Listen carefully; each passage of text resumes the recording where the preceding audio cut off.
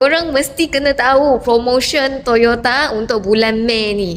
Okay, sesiapa yang nak beli kereta Toyota, bulan ni sangat-sangat berbaloi dan menarik dengan promotion dia. First, yang kita punya Vios, okay, semua variant E, G, HEV, GRS HEV, semua dapat 9,000 cash rebate, sama dengan cover you punya 10% deposit. Okay, korang bayar 500 untuk booking sahaja.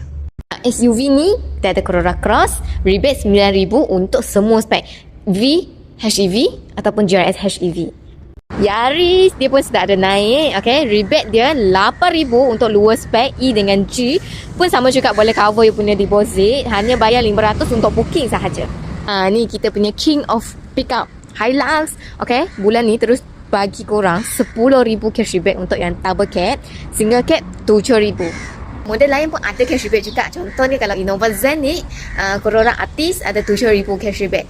Kalau untuk Fortuner 6,000, untuk Camry ada 8,000. So kalau korang tengah cari kereta Toyota, jangan terlepas peluang. Ini kali memang I pun terkejut dengan Toyota terus bagi rebate yang besar macam ni. So siapa yang dapat, dia untung dulu. Okay, tak payah tunggu dah. Okay, sekarang adalah masa yang terbaik. Okay, lagi-lagi harga minyak dengan naik ni, korang pilihlah hybrid. Dia akan rasa sangat-sangat jimat minyak dengan kereta hybrid ni.